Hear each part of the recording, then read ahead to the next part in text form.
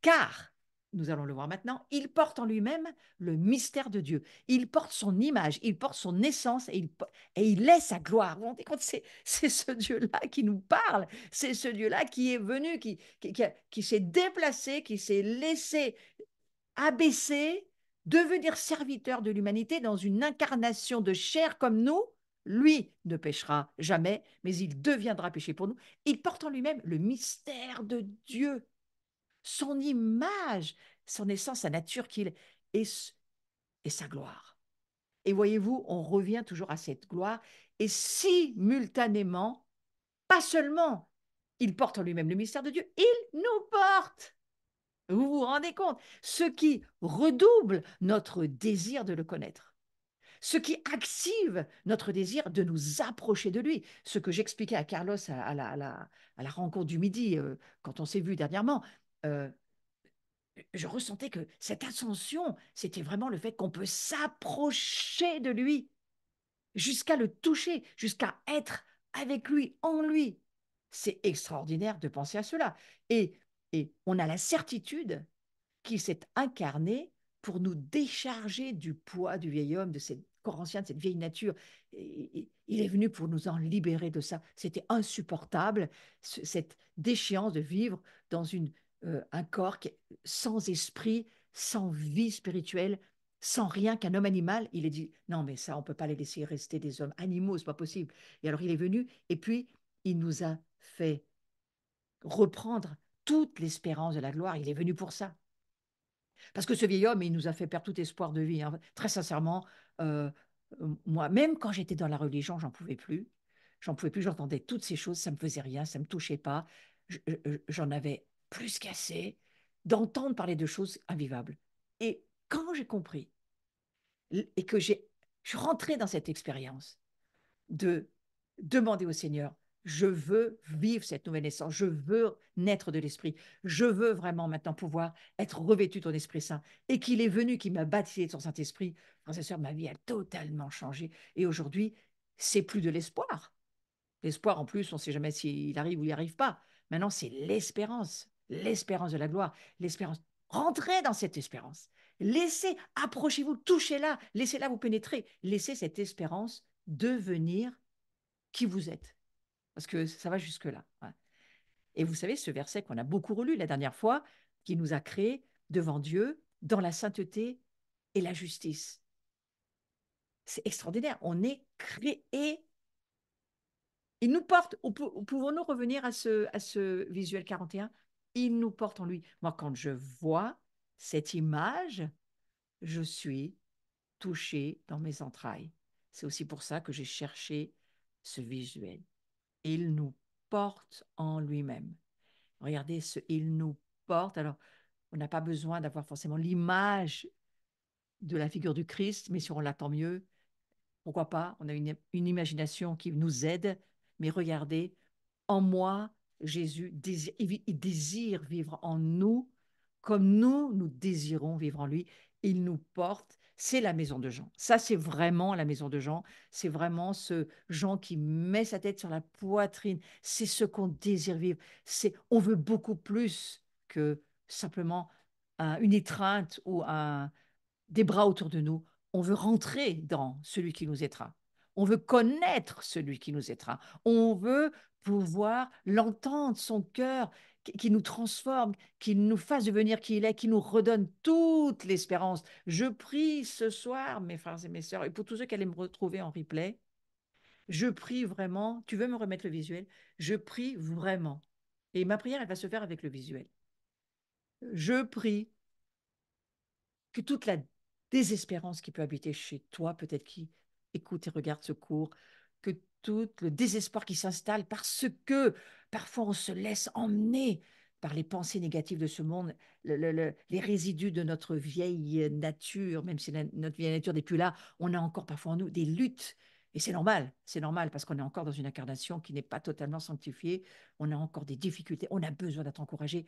Et bien que ce soir, tu puisses par la puissance du Saint-Esprit, alors que tu regardes ce visuel, alors que tu entres par ton imagination sanctifiée, tu entres dans la réalité de la vie invisible que Jésus te propose.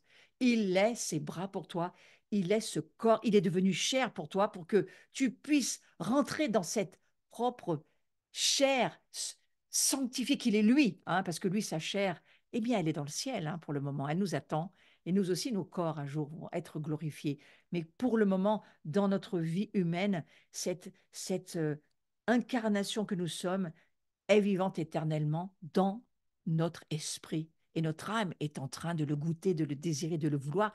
Et je prie que cela t'amène dans l'espérance de qui tu es, de qui il est. L'espérance que oui, tu peux repartir. Oui, tout est possible. Oui, on peut laisser tout ce qui nous fait souffrir, le passé, les blessures, on peut laisser en pardonnant. Et le pardon du Christ pour l'humanité devient le nôtre. Lorsque nous n'arrivons plus à pardonner, prenons le pardon du Christ et disons-nous, eh bien, il le porte pour moi. Moi, je ne peux plus, mais lui, il va le faire pour moi. Et je vous dis que le Saint-Esprit, lui, il va avoir la puissance de réaliser le choix que vous faites. Choisissez, vous en pouvez plus, vous n'arrivez plus à pardonner. C'est pas grave.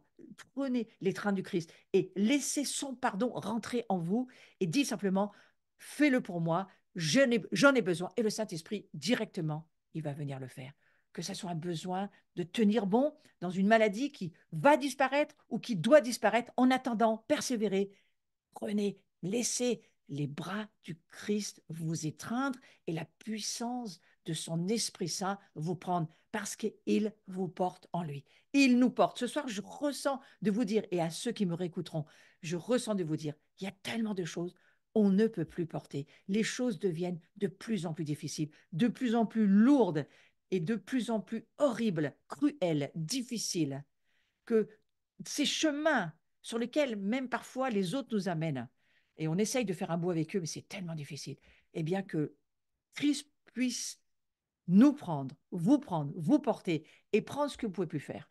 Et la puissance du Saint-Esprit, elle est descendue pour nous, elle est venue en nous pour nous aider à faire la bonne prière, à dire, eh bien, moi, je ne peux plus, mais Jésus, toi, en moi, tu peux, fais-le, s'il te plaît, porte-moi en toi et fais-moi sentir que tu le fais. Et ça, je crois que ce soir, il y a quelque chose pour un certain nombre de personnes qui en ont besoin, de dire, ah, je te remercie parce que tu me portes. Moi, je me le dis aussi à moi-même, j'ai beaucoup de choses où il faut que ça soit Jésus qui le porte. Je ne peux plus le faire. Je ne peux pas porter ces choses. Mais Jésus, lui, par la puissance du Saint-Esprit, par ma propre décision, il va permettre que je puisse porter quelque chose que lui va porter pour moi. C'est lui qui va porter pour moi.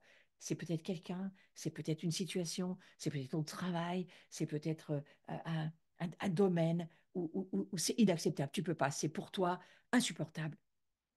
La puissance du Saint-Esprit nous permet de supporter l'insupportable. La puissance du Saint-Esprit nous permet de pardonner l'impardonnable. La puissance du Saint-Esprit nous permet d'aimer ce qu'on ne pourrait pas aimer par nous-mêmes. Mais lui, il est en nous. Et c'est lui qui le fait en nous. Et qu'il en soit ainsi au nom de Jésus. Amen. C'est quelque chose que je voulais vraiment prier ce soir. Je sens qu'il y a quelque chose de fort sur ce domaine. Je désire vivre en toi, Jésus. Pourquoi? Pour te connaître, mais aussi pour pouvoir traverser ces eaux amères, pour pouvoir traverser ces déceptions, pour pouvoir traverser ces moments tellement difficiles, pour pouvoir traverser. Je puise mes forces en toi. Et puis, n'oubliez pas, vous pouvez aussi chasser l'ennemi. C'est quelque chose que, par l'autorité du Seigneur, vous pouvez faire.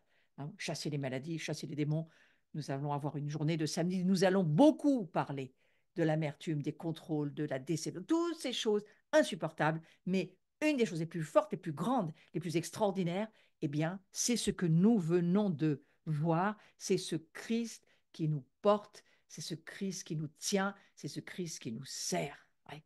Et vous voyez que ce moment-là, je prends du temps parce que je crois que ce moment-là, il faut laisser le Seigneur venir. Il y a besoin de ce temps dans la prière, de ce temps dans l'intimité avec lui, de dire, Seigneur, merci, tu es là. Merci, c'est toi qui portes. Parfois, c'est même nos vies qu'on n'en peut plus. Je vous dis, mais lui, il est mort, il est ressuscité pour que ton esprit, maintenant qui est ressuscité, puisse, par la force que l'Esprit Saint vienne dans ton âme, vienne relever ta volonté, vienne relever, aider tes émotions. la maîtrise de soi, baisser d'un ton tout ce qui se lève par la tyrannie du diable qui vient sur nous avec ses griffes et avec ses paroles mensongères et avec ses agressions de toutes sortes, et qu'on puisse dire, je suis porté par Christ. C'est plus moi qui vis, c'est Christ qui vit en moi. Donc il porte en moi ce que je ne peux plus porter, et même si c'est ma propre vie, il va la porter pour moi. Amen. Hein. Et c'est aussi quelque chose d'important. Donc, simultanément, il me porte, mais moi, je l'étreins, et je peux dire d'une certaine manière que, alors qu'il nous porte en lui, eh bien, moi, je crois que nous portons ce mystère qui va nous permettre de traverser toutes les situations. Il y a un mystère que Dieu dévoile parce qu'il dit, maintenant c'est l'heure. Maintenant c'est l'heure. La colère se lève, les difficultés se lèvent, la méchanceté se lève, les gens se sont levés. Il y a beaucoup de choses extrêmement difficiles autour de nous, des personnes à aider. On n'a pas de solution, mais on a la foi qui nous dit, je vais prier pour toi avec la foi qui est la mienne. Plus on aura de foi, plus on pourra aider les gens autour de nous aussi. Ouais. Donc, j'aimerais aussi prier pour que votre foi se lève ce soir. Par la force de Christ, votre foi se lève pour vous, mais aussi pour les autres. Notre foi doit se lever, doit prendre de la force. Alors, pourquoi est-ce que nous traversons des moments amers, des moments difficiles? Pourquoi est-ce que nous avons ces déceptions? Pourquoi est-ce qu'il y a ces épreuves qui sont encore là? On pensait que c'était fini. Oh, il y en a encore une autre qui arrive, elle est pire que celle d'avant. Comment c'est possible? Qu'est-ce qui se passe avec ça? Eh bien, parce qu'au travers de ces épreuves, je n'ai pas dit que c'est Dieu qui les envoie, mais au travers de ces épreuves qui sont laissées être là sur le chemin quand même, quoi qu'il en soit, hein, parce que d'une gomme, le Seigneur pourrait tout effacer, mais il ne le fait pas, parce qu'il nous a mis sur une terre incarnée en étant parfaitement des hommes comme Jésus, remplis du Saint-Esprit, nés de l'Esprit, remplis du Saint-Esprit, exactement comme Jésus. Et il veut que maintenant, notre âme humaine apprenne à grandir, à être forte, à ce que la foi grandisse, à ce que nous voyons en action Dieu changer. Vous savez, j'étais en train de penser aux eaux de Mara, c'est quand ils sont sortis du désert, puis tout à coup, ça y est, ils se sont dit, oh, ça y est, c'est bien, ça y est, on est en vacances, youpi, c'est les grandes vacances, on va pas avoir 40 années magnifiques, enfin des années magnifiques, ils ne savaient pas le nombre d'années, mais allez, on est parti pour une grande aventure super formidable. Oh, et ils arrivent, au bout de 3 jours, ils crèvent de soif, ils n'en peuvent plus, ils ont déjà envie de repartir de l'autre côté. Et en plus, ils arrivent au bord de l'eau. Alors, ils ont, ah ben ça y est, tu as répondu quand même, il a répondu, il met de l'eau, il s'approche de l'eau et l'eau imbuvable. Waouh! Et là, mes amis, c'est souvent ce qui nous arrive dans la vie de tous les jours, des moments imbuvables. On pensait que c'était réglé. Ah, et le lendemain, ça redevient imbuvable, encore pire que la journée d'avant. Et on se dit, comment c'est possible, Seigneur? Eh bien, c'est parce que Dieu nous apprend quelque chose. C'est pas tant de changer l'eau qui est important, c'est la manière dont on va réagir à la situation. Et on est regardé à la jumelle, hein, des cieux, mes soeurs et mes frères. On est regardé à la jumelle. Et le Saint-Esprit en nous, il crie, laisse-moi t'expliquer, laisse-moi t'aider, tu vas voir, il faut que toi, quelque chose en toi se transforme. Et je crois que c'est bien de cela dont il s'agit. Dieu veut nous revêtir de puissance, et pour cela, il faut traverser un certain nombre de tests et d'épreuves. Parfois, elles sont de Dieu, parfois, elles sont du diable, on les traverse quand même. Et je crois que c'est cela, c'est que chaque épreuve devient pour nous sujet de transformation. C'est pas tant d'enlever l'épreuve, mais c'est tant du changement qui se produit en nous. Et je prie ce soir aussi pour cette nécessité, et je vais terminer avec cela ce soir, la nécessité de l'union au Christ. C'est une nécessité. Vous tous qui avez été baptisés dans le Christ, vous avez revêtu le Christ. Et puis ça m'impressionne parce que c'est exactement là où je crois qu'on va passer l'été. On va passer un été certainement très chaud, j'espère un peu moins pluvieux que maintenant, mais en tous les cas, il y a une nécessité, c'est vital, nécessaire d'avoir cette union au Christ. Parce que si on a été baptisé, c'est pas pour rester dans l'état dans lequel on est, c'est pour être revêtu de cette puissance. Alors oui, les dons, ça c'est Dieu qui les donne, et ensuite il faut les pratiquer, ces dons. Mais pas seulement, il faut que se développe en nous un caractère. Et c'est ce caractère que Dieu développe en même temps. Et d'apprendre aussi à vivre par les dons surnaturels. Ça, c'est peut-être la chose qui nous manque le plus. Vivre par les dons surnaturels. Et pour cela, il faut rentrer, laisser être pénétré de cette union avec le Christ qui, lui, comment est-ce qu'il vivait, Jésus? Guérissait les maladies, guérissait tous les malades, chassait les démons, amenait le bien partout. Mais il vivait dans la dimension du surnaturel. Donc je crois que ce soir, c'est là où nous allons euh, prier, demander au Seigneur. Seigneur Jésus, je prie ce soir que nous puissions vraiment désirer, mais plus que ça, mais soupirer, mais gémir, hein. Comme la création, elle gémit, elle soupire après la manifestation, après la révélation des fils et des filles de Dieu. Eh bien, je crois que nous aussi, il faut, avec la création, euh, gémir et soupirer, mais non pas pour cette création-là, mais pour la nouvelle création que nous sommes aujourd'hui, de pouvoir la vivre en vrai, de pouvoir la pratiquer en vrai, de commencer à voir, nous aussi, comme Moïse l'a vu, la mer s'ouvrir, des situations s'ouvrir tout à coup parce que ça y est, on a la parole de sagesse, on a la parole de connaissance, on a le don de foi, il y a quelque chose. Vivre le royaume de Dieu, il vit au travers du surnaturel.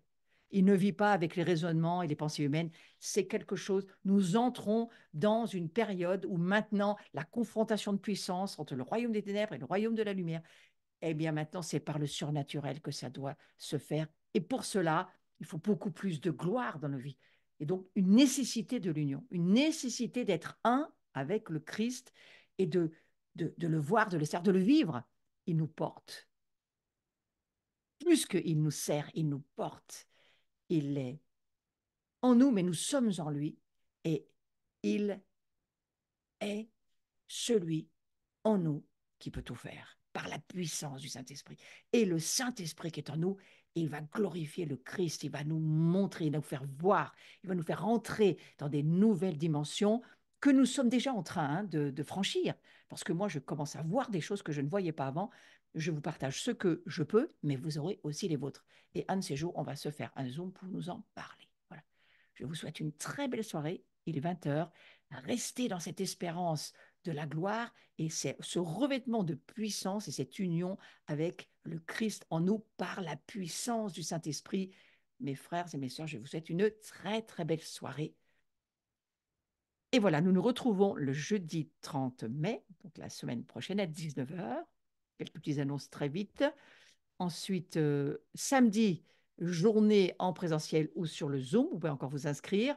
Là, ça y est, je sais vraiment où je vais et je crois que nous allons faire de l'espace pour la gloire de Dieu dans cet esprit de la liberté que le Seigneur va nous accorder.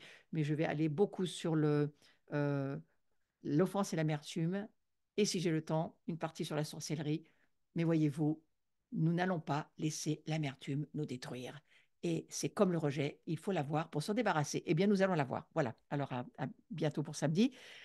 Nous nous retrouvons, bien sûr, le mardi 11 juin en présentiel à l'abri pour ceux de la région avec Carlos Payan qui sera là aussi. On est très content qu'il soit avec nous parce que c'est véritablement une Pentecôte de feu que nous allons vivre. Et puis aussi, tout ce qui est en ligne, eh bien, le feu, il sera aussi chez vous, je vous le promets.